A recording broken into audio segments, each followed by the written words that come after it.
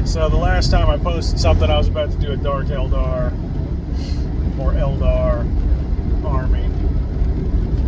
Good couple days ago, my brother mentioned wanting to get into doubles tournaments.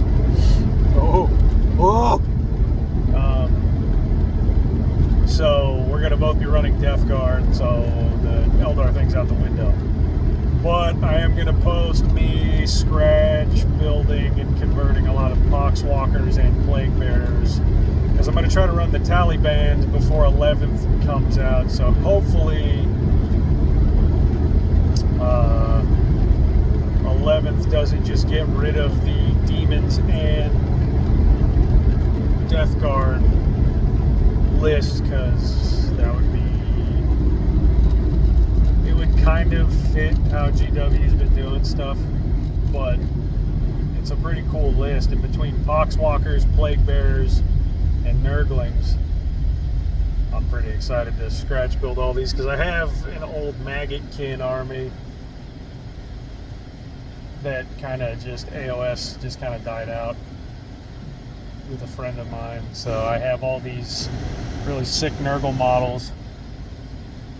So I'm going to still try to do it in the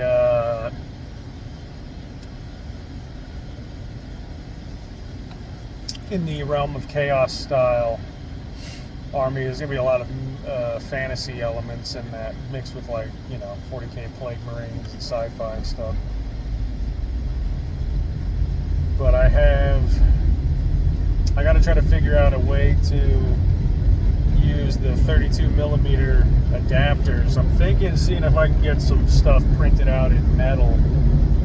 It's like metal rings, or like a metal plate, you know, so I can just magnetize the 25mm bases. Because if they end up getting rid of Plague Bearers being on the Plague Bearers being on the Death Guard list, I'm gonna have to run a lot of Poxwalkers, so I'd like to get everything on 25mm bases, and then just be able to 32, just put like an adapter or something on them for a 32. I really don't like 25mm bases, if I'm being honest. 32s, models get a lot more room to breathe, but there's nothing I can do. There's nothing I can do. They got me by the Nurgles, so. But the Taliban looks pretty fun. I don't know if it would be any good with it, but some of the stuff is cool. If you use a demonic legion unit and assault somebody and like tie up a unit, you can use your Death Guard units to fire into the mob, and you basically just have a chance to do like 50-50 damage. It's really not even 50-50 damage, but I think it's like a 5-up. One of your units takes a wound or something like that. And then there's a lot of ways to get units back. Well, I'm taking a Great Unclean One with a bell. So a Great Unclean One with a bell, you can bring back Plague Bearers. So hopefully I can spin something with all that. The math you're probably just going to eat through units, but the Nurglings you can also bring right back for like a CP. So that I'm probably going to try to make that work. We'll see. I have no idea what I'm talking about. I play 40k very narratively, and then competitive guys. When I play against competitive dudes, you realize these are two completely different games we're playing. But we're going to start. We're going to try. I also want to try to. I'd like to be able to cast my own Poxwalkers. I'm definitely going to scratch build a lot of Poxwalkers. I think like some robed cultists, like some old artwork, I'm going to probably try to put the artwork up on this video. I don't know if I'm allowed to do that. I don't know how any of this works. But we gonna find out together. It's not like I'm getting monetized anytime soon. That being said, if you have bits you want to throw my way, I'll always take your bits. Show us your bits. But also, don't know what I'm talking about anymore. Right, poxwalkers. I know 40K is very much like what you see is what you get, but I feel like poxwalkers, you could probably sculpt them with guns, and the general consensus could just be that the gun is unloaded, because then if they bring back chaos cultists for Death Guard, oh buddy, I'm running those. I miss cultists being more than they are in 10th.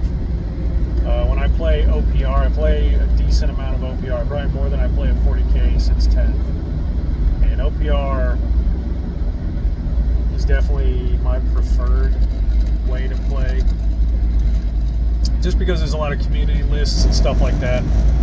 You can really find a list where I can play Renegades and Heretics again, and I can ally things that really, like, the rules, like lore, I don't know, sometimes the rules and the lore in 40K cross over in weird ways. Like in OPR, nobody's going to get upset if I ally an army that would never side with like a Renegades and Heretics cultist list, but I'm only using the rules to make a cool unit that in the game lets me build, like, it lets me build something cool. OPR is just much more creative and kind of freeform. Hopefully they don't ever move away from that, because that would be devastating to me.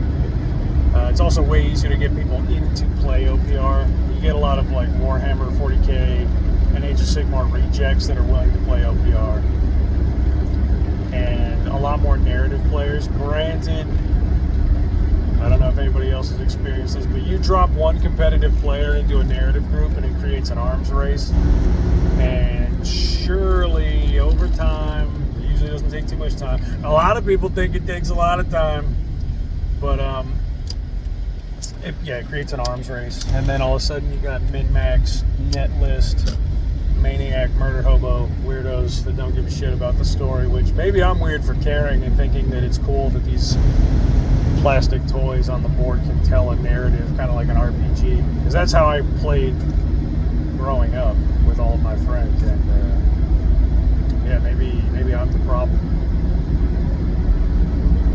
I also got a rebase and potentially scratch build a great unclean one. I have a great unclean one, but he's a little dainty. He's kind of not that great for an unclean one. It's just kind of average for an unclean one. I do think he's cool though, so maybe I could build up his base or something. I don't know. I don't know how much people are actually going to care.